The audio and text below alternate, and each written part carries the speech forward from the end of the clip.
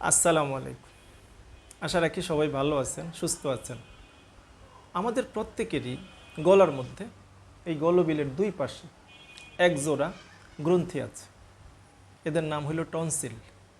আর এই টনসিল যখন ব্যথা করে ফুলে যায়, অর্থাৎ টনসিলের প্রদাহ হয়, একে বলা হয় টনসিলাইটিস। কিছু মানুষ আছে যাদের কয়েকদিন পরপরই এই সমস্যা দেখা দেয়, অল্পতেই এই টনসিলের মধ্যে প্রদাহ সৃষ্টি হয়। আপনারা লক্ষ্য করবেন এই বিষয়টা, যে ঠান্ডা খাবার খেতে পারে না, একদম ওই ফ্রিজের খাবার খেতে পারে না। একবার মাত্র একটা ঠান্ডা আইসক্রিম খেয়েছে, দেখা গেল তার গলার মধ্যে ব্যথা শুরু হয়ে গেছে। ফ্রিজের পানি খেতে পারে না, হঠাৎ করে কোনো একদিন ইচ্ছা হয়েছে যে এক গ্লাস ঠান্ডা পানি খেয়েছে ফ্রিজ থেকে বের করে, তো তার টনসিলের মধ্যে সমস্যা হয়ে গেছে, টনসিলের প্রদাহ শুরু হয়ে গেছে, গলা ব্যথা শুরু হয়ে গেছে। অথচ এমন মানুষ অনেক আছে যারা ফ্রিজের পানি, আইসক্রিম ইচ্ছা মতো খাইতেছে, তাদের কিছুই হয় না, কোনো দিনও তাদের একটু গলা ব্যথা করে না। এমন কেন? আর এই টনসিলাইটিস থেকে বাঁচারই বা উপায় কি? যেহেতু বিষয়টা এমন যে একজন মানুষ ইচ্ছা মতো ঠান্ডা পানি খাইতেছে, ফ্রিজের পানি খাইতেছে, আইসক্রিম খাইতেছে, তার কিছুই হয় না, তার টনসিলের কোনো সমস্যাই হয় না। আর আরেকজন একটু ফ্রিজের পানি খেয়েছে বা ঠান্ডা পানি খেয়েছে বা একটা আইসক্রিম খেয়েছে, তো তার টনসিলের ব্যথাও শুরু হয়ে গেছে। তাহলে সমস্যাটা কি টনসিলের মধ্যে না ওই ব্যক্তির মধ্যে? একটু ভালো করে লক্ষ্য করেন। যেহেতু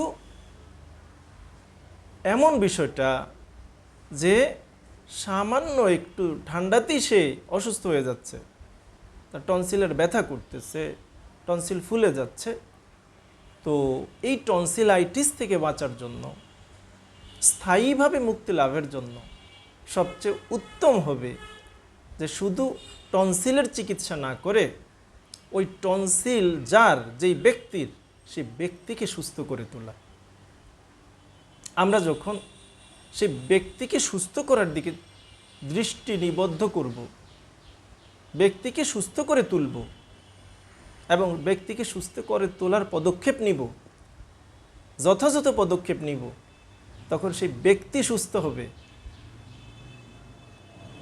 এবং অল্পতেই, একটুতেই তার টনসিলের মধ্যে এই প্রদাহ সৃষ্টি হবে না। যদি কেবলমাত্র টনসিল টনসিল টনসিল করে চিকিৎসা করি, শুধু টনসিলের লক্ষণকে নেই আর টনসিলকে সুস্থ করে তোলার চেষ্টা করি, তাহলে সে স্থায়ীভাবে সুস্থতা লাভ করবে না। স্পষ্ট কথা, ভালো করে জেনে রাখেন। টনসিল সুস্থ করতে হলে, স্থায়ীভাবে সুস্থ করতে হলে সেই ব্যক্তিকেই সুস্থ করে তুলতে হবে। এখন সেটা কিভাবে সম্ভব? এটা সম্ভব হলো ক্লাসিক্যাল হোমিওপ্যাথির মাধ্যমে। যখন রোগীর মানসিক লক্ষণ, তার সার্বদৈহিক লক্ষণ এবং আঙ্গিক লক্ষণ, এই সমস্ত লক্ষণগুলোকে নিয়ে লক্ষণ সমষ্টি অনুসারে একবারে একটা ওষুধ নির্বাচন করা হয় এবং সেই ওষুধটাকে শক্তিকৃত অবস্থায় সূক্ষ্ম মাত্রায় প্রয়োগ করা হয়, তখন সেই ব্যক্তি সুস্থ হয় আর তার টনসিলটা স্থায়ীভাবে সুস্থ হয়। একজন মা যার বাচ্চা বুকের দুধ পান করে, সেই মা একবার আসলেন তার টনসিলের সমস্যা নিয়ে। তিনি বলতেছেন যে গত 2 বছর যাবৎ তার টনসিলের সমস্যা, ভীষণ সমস্যা, চিকিৎসা চলতেছে, বহু চিকিৎসা হয়েছে। তিনি চিকিৎসা যখন নিতে আসলেন, আমি তো শুধু তার টনসিলের লক্ষণ নেই নাই, তার টনসিলের লক্ষণ নেওয়া হলো এবং তার সমস্ত লক্ষণ নেওয়া হলো। দেখা গেল তার স্তনের মধ্যে সমস্যা। বাচ্চা স্তন পান করতে গেলে তার স্তনে ভীষণ ব্যথা যন্ত্রণা করে, এবং আরও বিশেষ কিছু লক্ষণের সাহায্যে দেখা গেল তিনি মূলত ফাইটোলাক্কার রোগী। আমি তার জন্য ফাইটোলাক্কা নির্বাচন করলাম তার লক্ষণ সমষ্টি অনুসারে, এবং সেটাকে শক্তিকৃত অবস্থায় সূক্ষ্ম মাত্রায় প্রয়োগ করা হলো।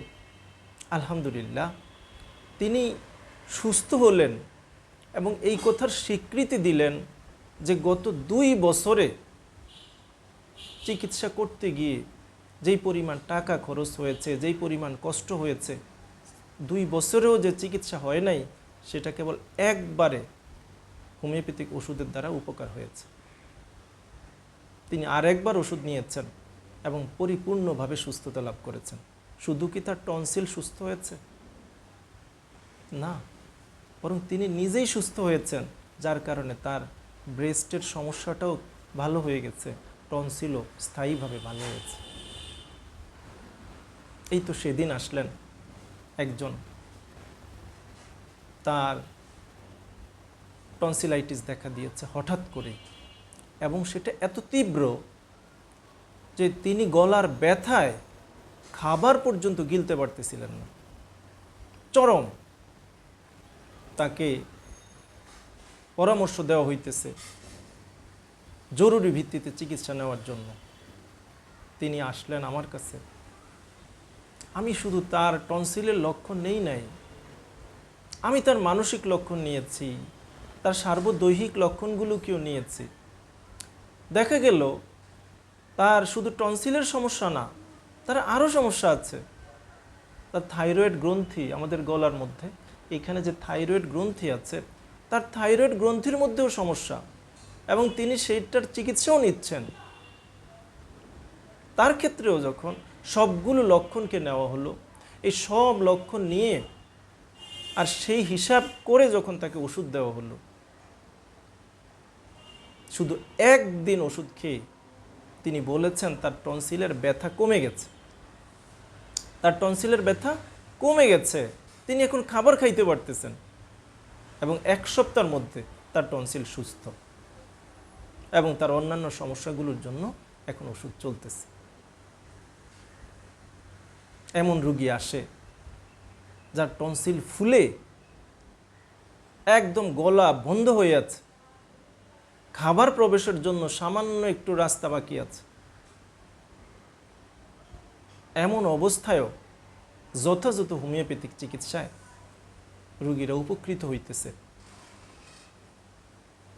আমরা খুব ভালোভাবে খেয়াল করব যে কোনো অঙ্গকে সুস্থ করে তোলার জন্য, কোনো গ্রন্থিকে সুস্থ করে তোলার জন্য আমাদেরকে দৃষ্টি দিতে হবে সেই অঙ্গটা যার, সেই গ্রন্থিটা যার, সেই ব্যক্তির দিকে, সেই রোগীর দিকে। আর সেই রোগীর দিকে, রোগীকে সুস্থ করে তোলার জন্য আমরা যখন সেই রোগীর চিকিৎসা করব, তখন সেই রোগী সুস্থ হবে, তার রোগও চলে যাবে।